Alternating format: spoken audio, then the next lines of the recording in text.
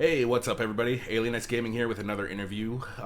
Tonight, I have got Aron Ra. Aron, how are you doing? It's all right, doing well. Thank you much. Excellent. Um, he is also a YouTuber that I watch a lot of his stuff. Some of it is a little smarter than what I think I can handle, but is what it is. But I still enjoy his content, and if you guys know who he is, then I'm sure you do as well. Um, Tonight, I've got some questions for Aaron, and it's nothing really crazy, but it's going to be to try to get to know you a little bit better. For the people that we support as viewers, and we don't know a whole bunch of stuff about the people that we watch, but if we enjoy their content, maybe we might get a little bit more insight into your life. So, that being said, are you ready for some questions? Yeah, sure, go ahead. Cool. All right, so you legally changed your name to Aron Ra. Yeah. Why did you do that? Well, I didn't expect that I would get famous, sort of under my your pen name, if you will. When I joined Usenet back around Y2K when I first became an activist, I only took a moment to think about what handle I was supposed to have, and I wanted to pay homage to the fact that I read Amen Ra as the Egyptian composite god of the sun god and the air god. Amen and Ra. That composite god was, I saw, a template for the god of Western monotheism, which is a combination air god and volcano god, but then later also integrated with the sun. So it's kind of the same thing, and they have a very similar background. According to some sources, Jehovah or Yahweh at one point had the same wife as Amen Ra. They were both married to Asherat or Atherat, depending on the source that you're citing. So, and this was reportedly the case, and it seemed like there was an awful lot of similarities there. So I took my name being Aron already, and I needed a handle really quickly. I came up with Aron Ra, Awesome. and so I became well known under that. And then I went to go run for public office and realized that if I'm running for public office and the only notoriety that I have is under my pen name, then it didn't make any sense to go by my old family name, which I wasn't really using anymore. I mean, I've been to already, I want to say, about 100 conferences and conventions and other public things where I'm only known by that name. Sure. So yeah, I had already so well established myself under the new name that it didn't make sense to use my original name again. Everybody knows me by this other name. Mm-hmm. So it just made sense to change my name. And besides, that name Aron Ra would be a lot more memorable, Mm-hmm. when running for public office than any other name that might be running. That's true. Yeah, I could imagine going to a conference and all of a sudden, I'm like, man, Aaron's going to be here. Who the hell is Michael Smith? What the no, So that would Yeah, much like that. all right. And where are you from? Where am I from? I was born in Arizona, and I spent most of my childhood in and around Los Angeles. And you might be able to pick up some of the accent, although I have fought the accent back. Mm. I lived in, by the time I moved to Texas in middle school, I had lived in 9 other states. Oh, wow. So my parents bounced around a lot. Every time I went to go visit my dad, he lived in a different place. Every time I went back to my mom, she lived in a different place, and so on. Fair enough. So it's a little hard to say where I'm from, but I spent most of my life in Texas. Okay. All right. Do you have any siblings? Not full ones. Okay. Fair enough. Let's see here. And what? Let's see here. Are you married? Do you have kids? I am, and I have a couple of biological children, and my wife has a couple of biological children, and we have a blended family. Very, very cool. Let's see here. Now I know that I've seen them, but you have pets. You've got a couple of dogs. Do you have any other? Yeah, I have 3 dogs, all rescues, and I have 3 cats, again, all rescues, and then I have a parrot, Max, and my wife has a bearded dragon named Kaiju. Kaiser. Wow. Awesome. Very, very, very cool. All right. What kind of music do you listen to? I listen to classic heavy metal, and sometimes when I have time to listen to music, which is Never. virtually nil anymore, I'm very fond of doom metal and black metal. All right. Yeah, Let's. I don't ever listen to like not metal.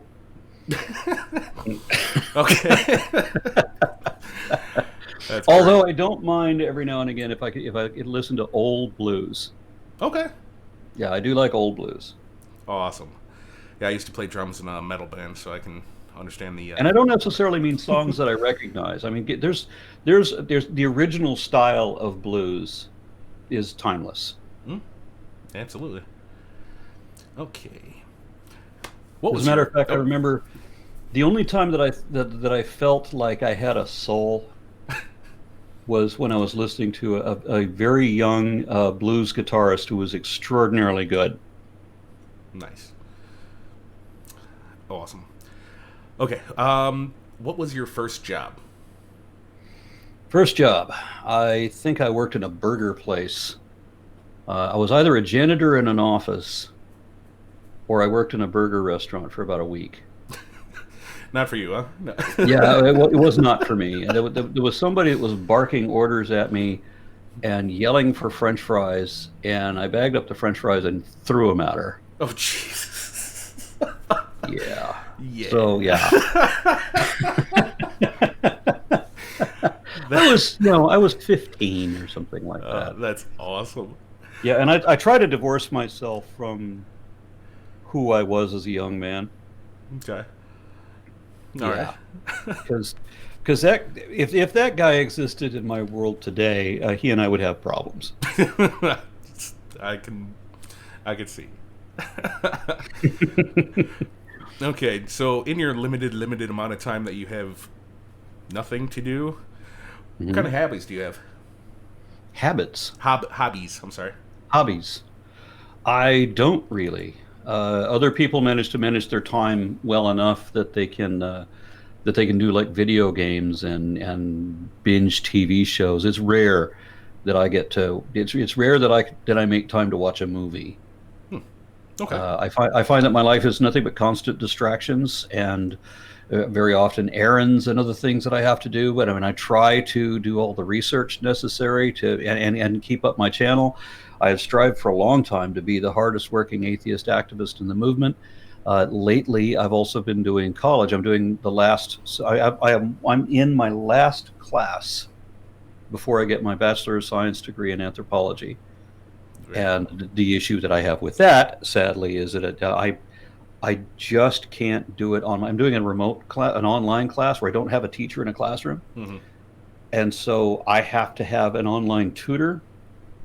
I don't have a book. I don't have an instruction. I don't have instructions. I have the online class is just here are the problems, do them. Oh God. There's no book. There's literally no instruction at all. So I had to get a tutor, and I just happened to luck out and find somebody. I found one of these computer nerds who admits that he has no social life and that all he does is math for a hobby. So he's happy to help me when he has time to help me. So I try to get online with him, much the way we're doing right now, so that he can help me with my homework. That's awesome. Oh man. Hope that ends well. You know. Well, yeah, I don't know. Math is like a language; it requires a lot of practice, and I have not done any math courses since I took this very class. I took calculus almost a decade ago, and I had to drop out of the class because the contract changed at my job, and suddenly the schedule was all wrong. I couldn't finish the semester, and it was really frustrating for me because I was passing Hmm.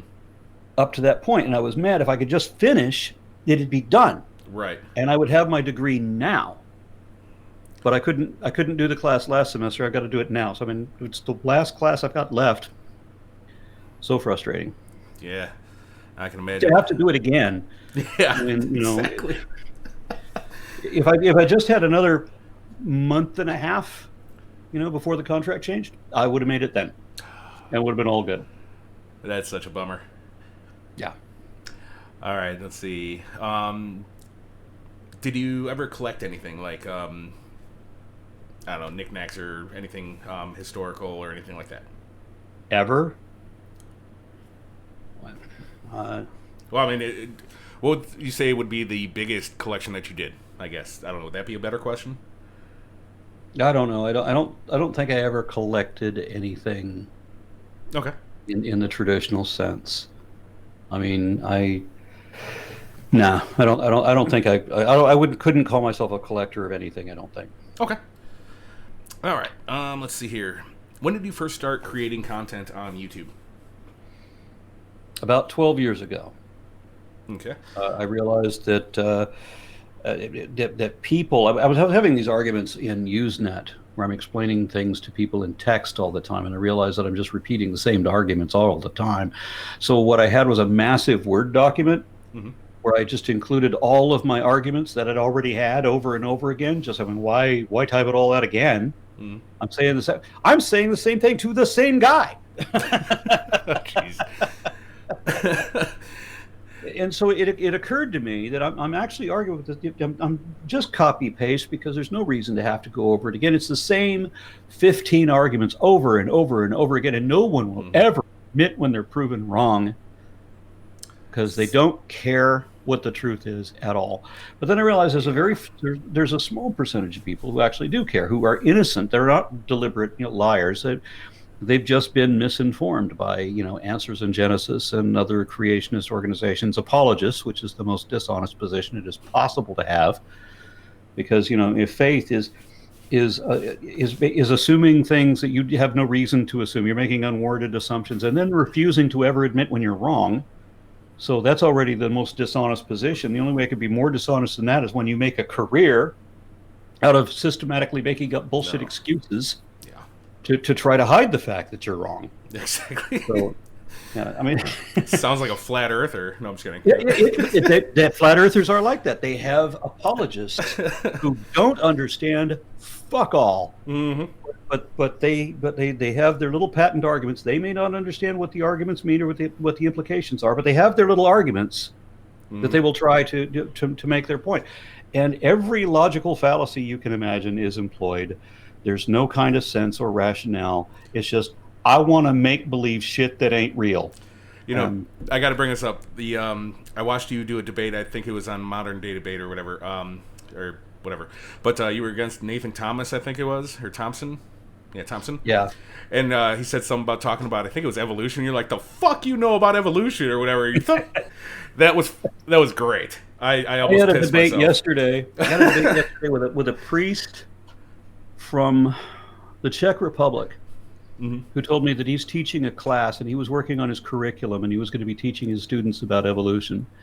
And he said that one of his atheist friends criticized him and said that he was going to be deceiving his students with lies and that he should talk to me before he finishes this curriculum. And I said, well, that's noble and honorable that you want to get your information straight. And so we start talking. And oh my God, how do you get to be an adult and be this fucking stupid? I mean, and you're in charge of children? Oh, God. Fuck, how can you be this goddamn dumb? So the guy said, well, among other things, that dinosaurs are a myth, like fairies.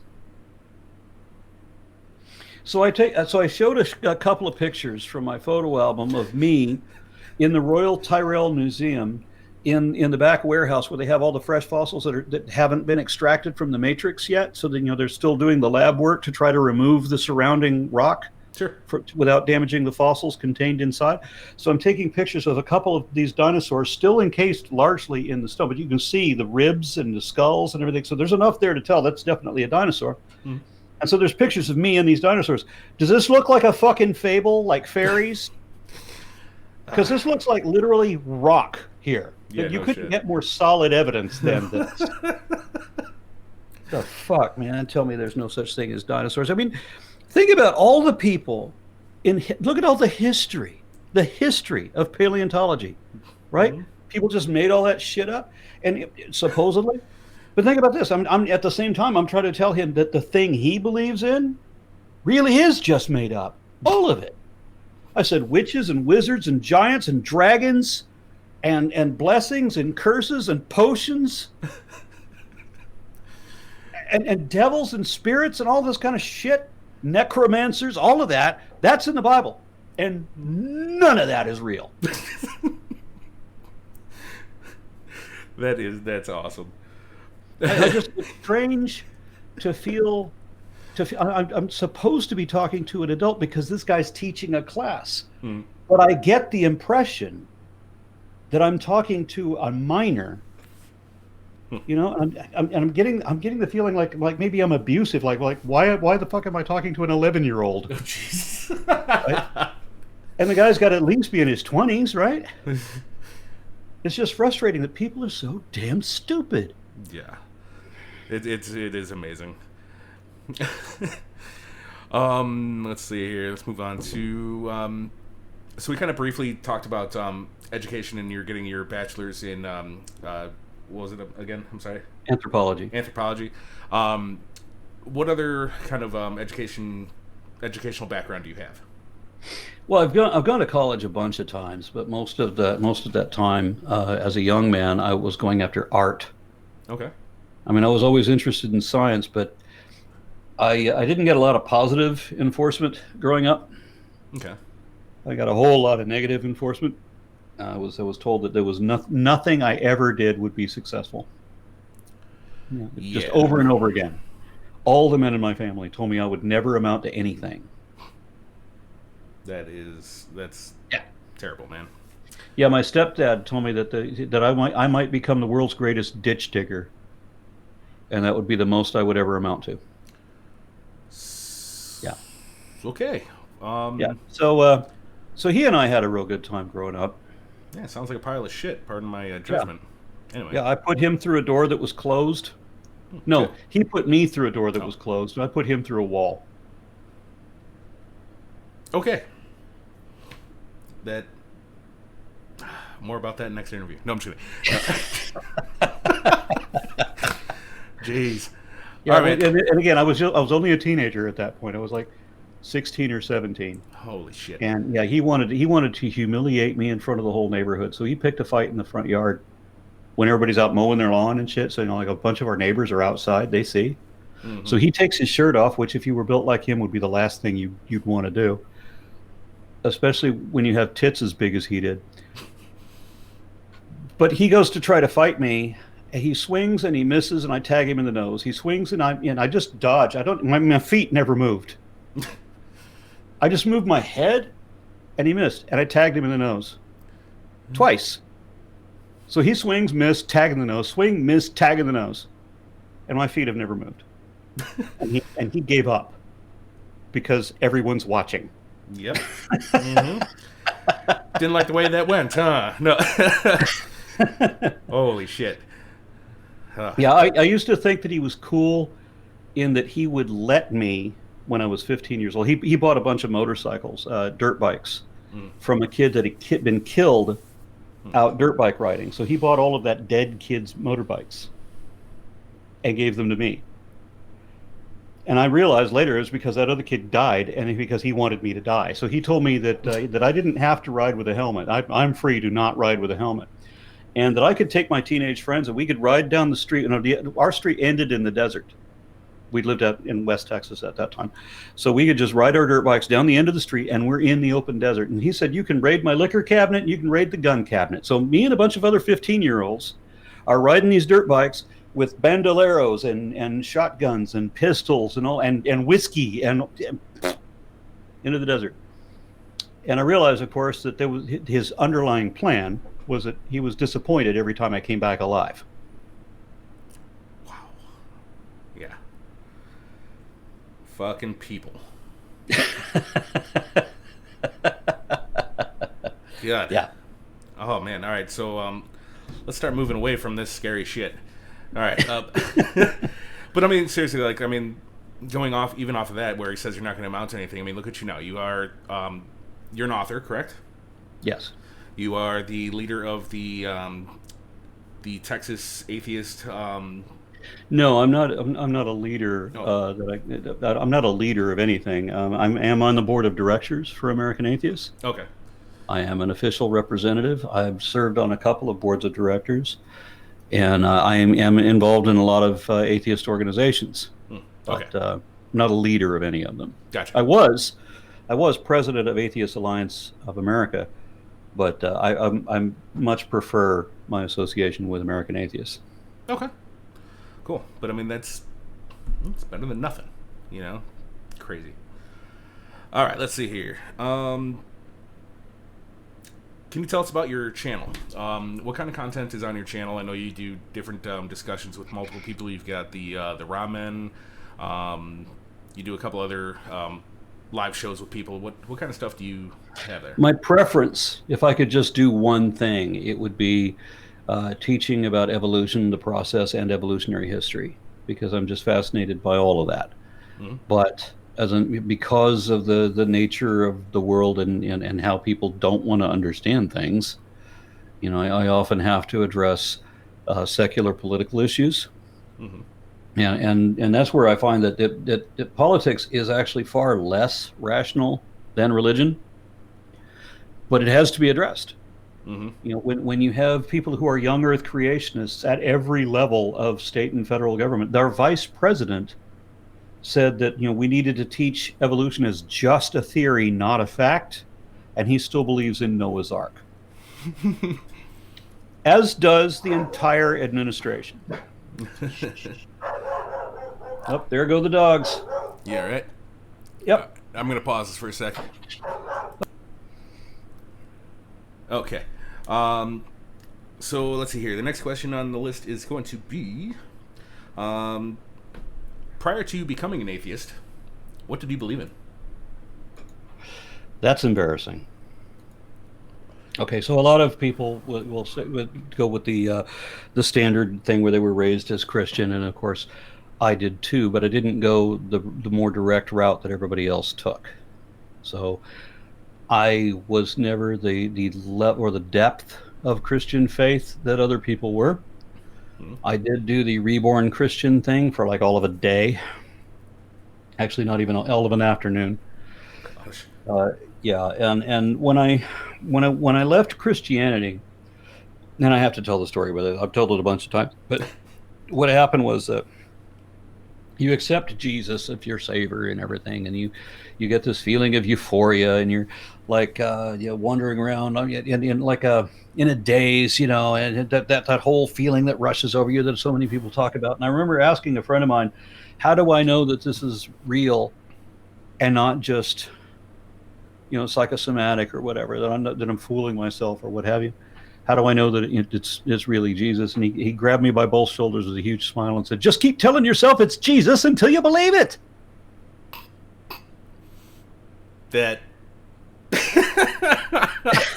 okay.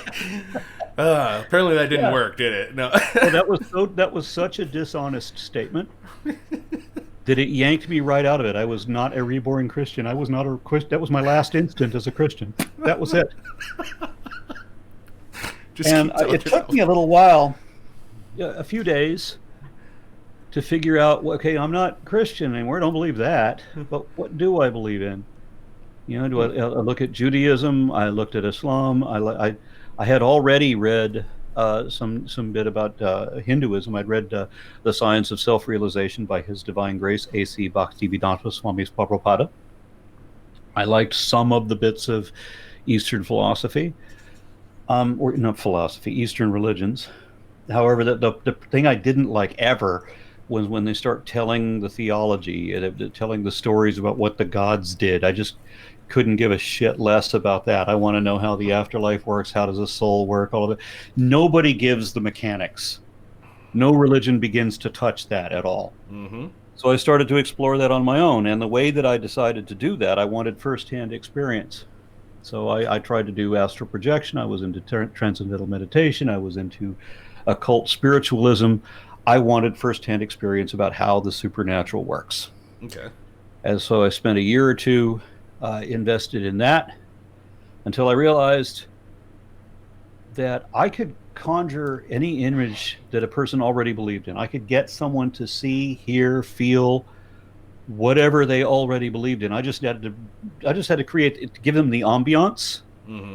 whatever it was that would create the feedback loop necessary for them to create their own illusion. And when I realized that I wasn't showing anybody anything real, mm-hmm. I'm just prompting people to believe what they already believe, I realized I was fooling other people, Okay. and I realized in a moment that I was fooling myself. Hmm. And I realized that faith is entirely auto-deceptive. That any belief that requires faith should be rejected for that reason, because it's not a reliable way to truth. It's a great way to stay wrong forever and never know it. But if you Yeah. want to really understand the way things work, if you care what truth is, the first thing you have to do is abandon faith. Ain't that the truth? All right. The next question actually ties directly into that, which is good. So you've studied and you've dissected a lot of different religions out there. Which Yeah, one do you think was the worst? the worst. Yes. Well, I'm currently about 3/4 into the Quran, Hmm. and that is the, that is the most repugnant, stupid religious tome I've ever read in my life. Wow. I mean, I read the Bhagavad Gita, and I would compare, and I read some of the Avestas of Zarathustra. Both of those were better than the Bible, Okay. uh, but but the Quran is the only book that is so goddamn dumb that it makes the Bible look good by comparison. Oh Jesus. I mean, there's just I have talked to Muslim apologists. Like, how the fuck can you believe you obviously don't read it? Look what it says. Oh my God. It's absolutely wrong about absolutely everything. I mean, yeah, it's just amazing. I mean, and I can't say really good things about the Bhagavad Gita or the Zend-Avesta either, but or the Hadnak Nost, but they were at least better. I mean, there are concepts in the Bhagavad Gita that exceed the Bible. I mean, for example, a day of Brahma is 4,320,000,000 years. The Bible doesn't deal in billions. No. And I remember that at one point, the estimates on the age of the Earth were almost exactly what the Bhagavad Gita was saying for the day of Brahma.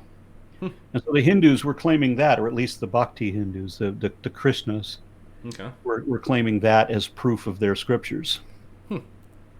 Yeah, and so there's a moment in the Bhagavad Gita. I don't remember which translation it is, but Krishna not only claims personal credit for having created the universe, he says he created the multiverse. Okay. Yeah, and it depends on the translation that you're reading. And then it's also a reference where Krishna complains, apparently, about the Ionian Greeks. Now, this was supposed to have been written 5,000 years ago, but lines like this one have been contextually dated to 600 or so BC, where Krishna is complaining that people are talking about evolution.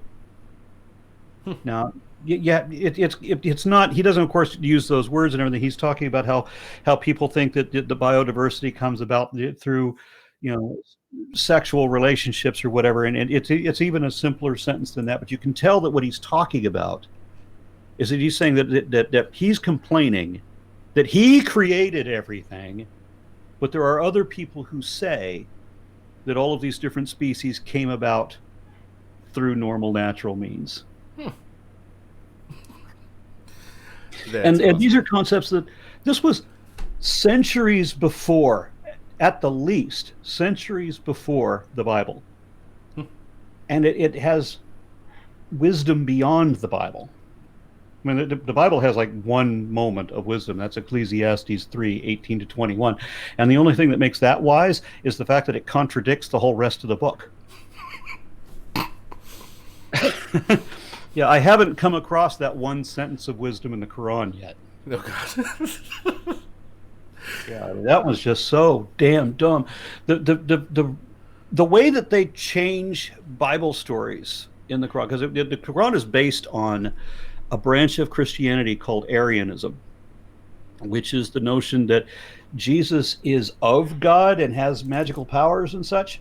but he's not God. He's a distinctly different character than Jehovah. Right?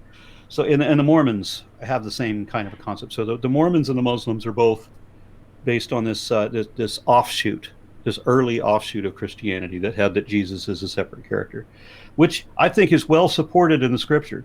I mean, Sir Isaac Newton also said that Jesus was not God. That it's clear in the scriptures that Jesus was never the same person as God.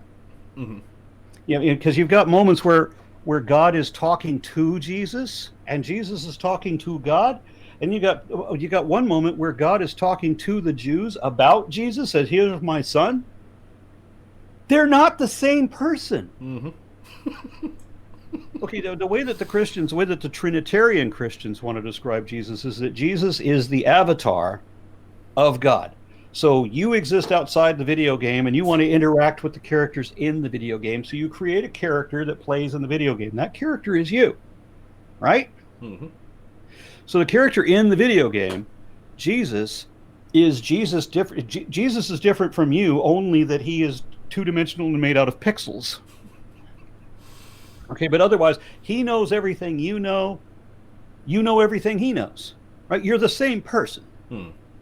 But that doesn't work in Trinitarian Christianity, because Jesus prays to himself. Right? Take this cup away from me, not because I will, but because you will. Right? But anyway, I was getting into the Mormon or the Muslim distraction of that. And so instead of being born of a virgin, God sends his Holy Spirit down in physical form as a perfectly beautiful man who then has physical sex with Mary or Miriam, and thus conceives the child. Now because this child was conceived by sexual relations with the Spirit of God in physical form, that literally makes him the Son of God. But the Muslims argue that he is not the Son of God. He's the Son of the Spirit of God in a physical form. The fuck is the difference? So in the story, okay, so Miriam has to go through this terrible childbirth thing, and she goes through all of this rigmarole with her family because they're all angry at her because she's pregnant and doesn't have a husband and all like that. So Jesus comes to her rescue on the first day of his life. He's a newborn baby, newborn, as in, they still look like a larvae, can't even open their eyes, right? But Jesus is arguing with people. As a one-day-old infant. It is not physically possible for a child to talk at 1 day old, because there's a bunch of developments that have to happen in the jaw and the larynx and everything. Like, there's a bunch of growth that has to happen before speech is possible. But Jesus is chastising the people around Mary on his first day of life.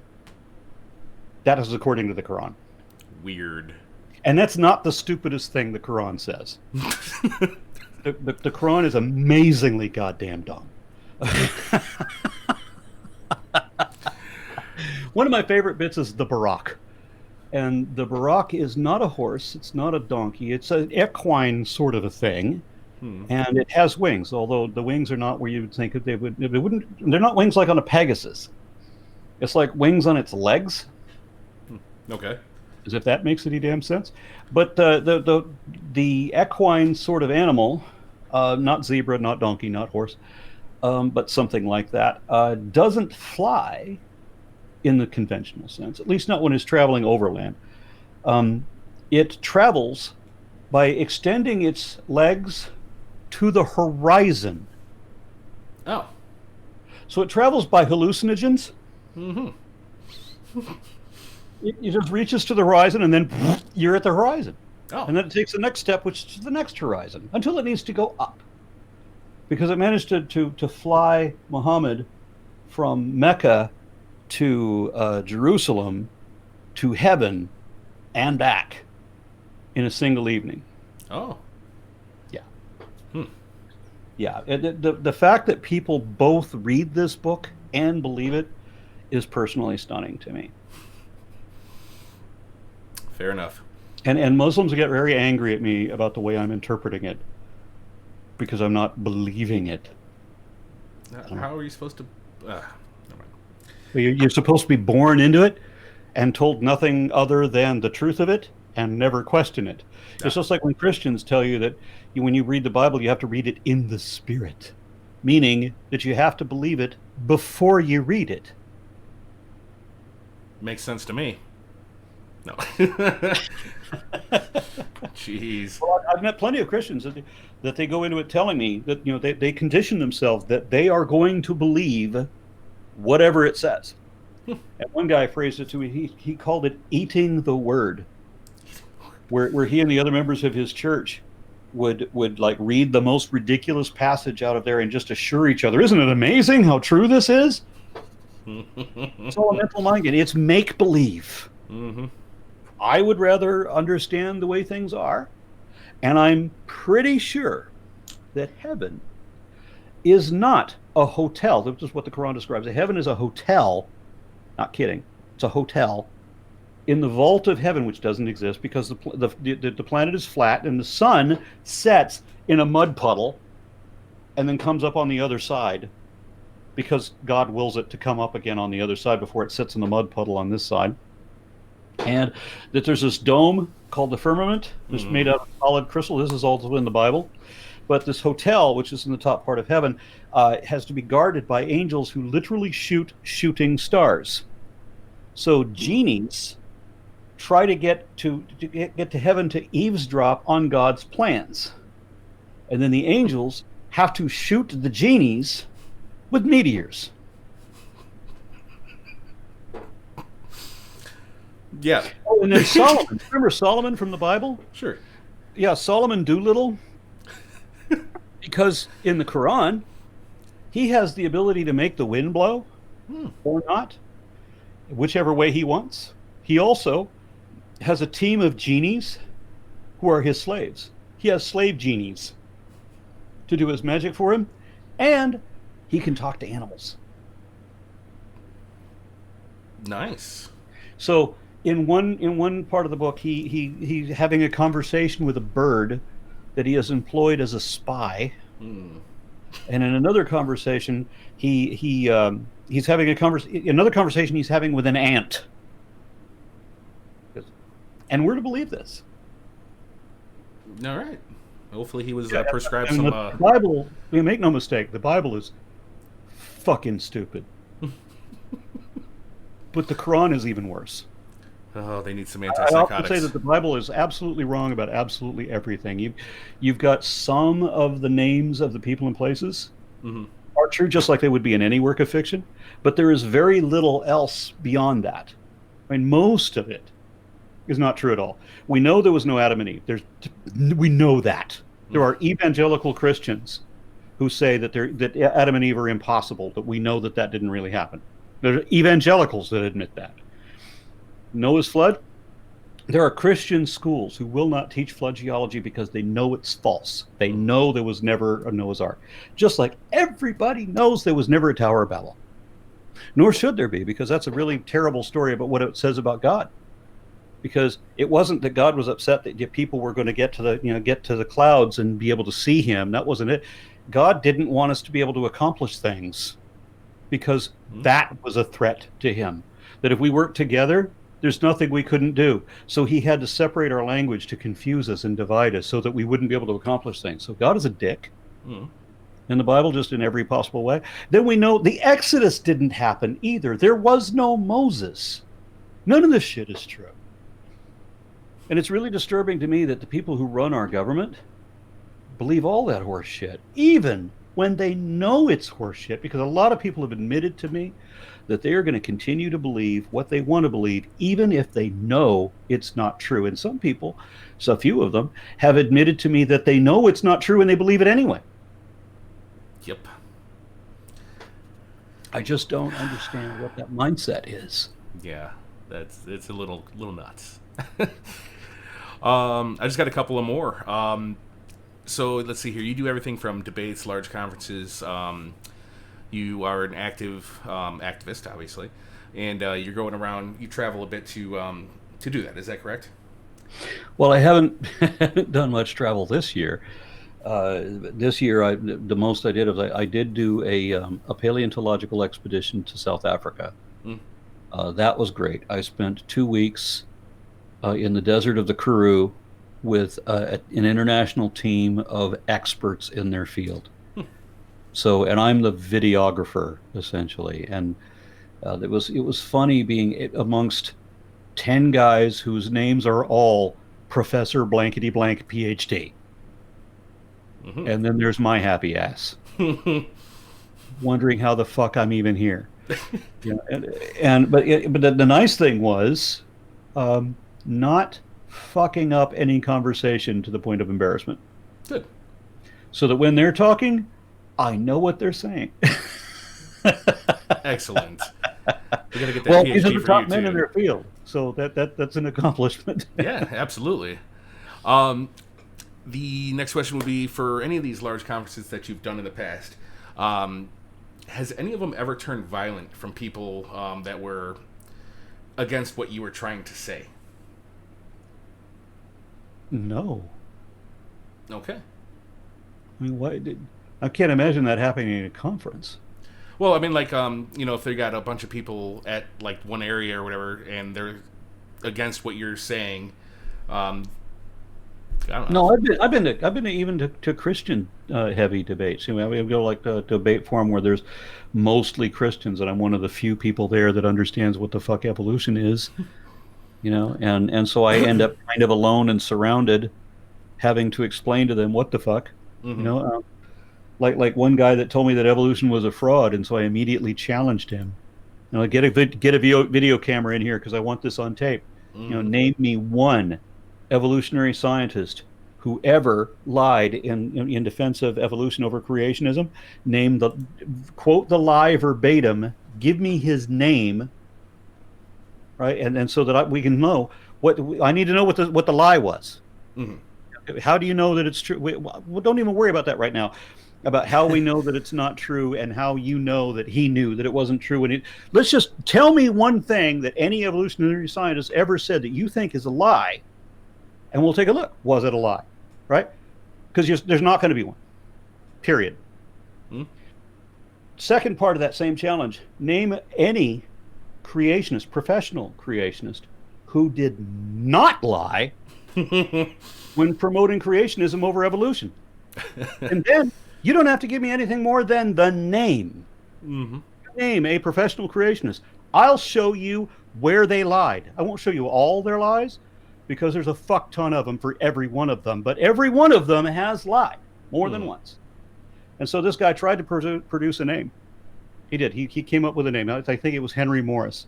And right away I was able to snap back what it was that guy had lied about. All I have to do is, get home on my computer, cut and paste, and there's the statement he made, and here's how we know it's false. And he has a degree in geology, so he fucking knew it was false. Mm-hmm. Said it anyway. Yeah. Excellent. But the sad thing is that not just for religion, but also in politics and for whatever reason, anthropology and in a number of other fields, there's a lot of positions, a lot of opinions for which truth just doesn't fucking matter at all. Mm-hmm. And for me, that's how can you claim to understand anything if you can't correct your own mistakes and know which direction is the correction, right? To realize when you're wrong and how to make that right. But all these other people just don't care. They just want to make up what they want to believe, and that's it. So they pretend that the Holocaust never happened, or that the moon landing never happened, that the Earth is flat and there's no such thing as outer space, or there's no reality at all. That everything is a dream, that we're living in the Matrix. So fucking irritating to me. I mean, I can get these people to understand, okay, how do our senses work? How does your sense of smell works, right? And when these molecules that are drifting in and they get caught in these little olfactory regions, and so our bodies analyze what these things are. Okay, that's how that works. How does sight work, right? We have these the light reflects off this into these cones and everything. So how these images that are bounced back are reflected light?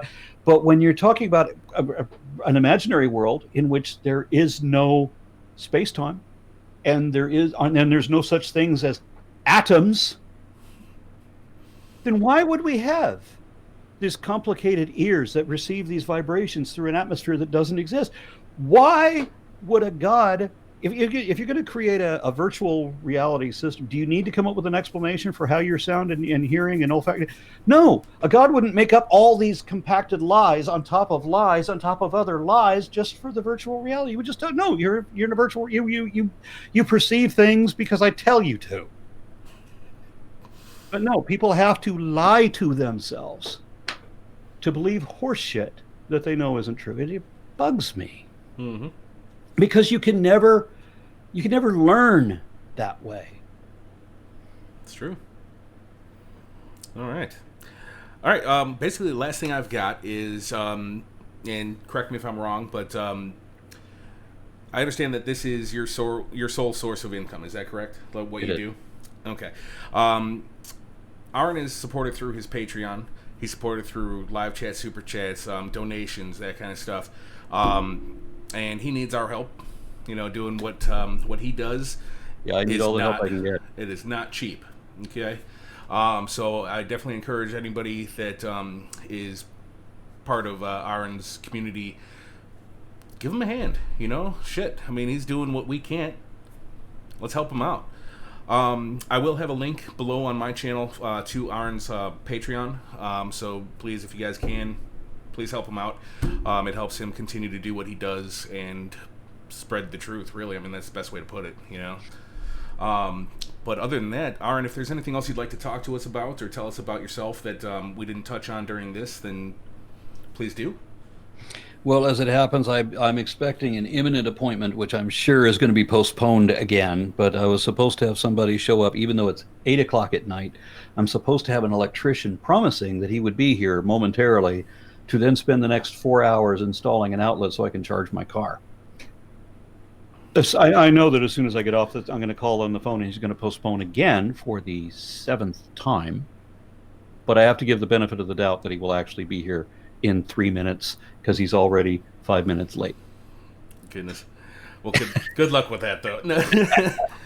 Aside from that, man, I really do appreciate you taking the time to come online here with me. Obviously you could have said no, but I appreciate that you said yes. And I'm glad that I was able to answer or ask some questions that you were okay with answering, and hopefully people will know a little bit more about you now.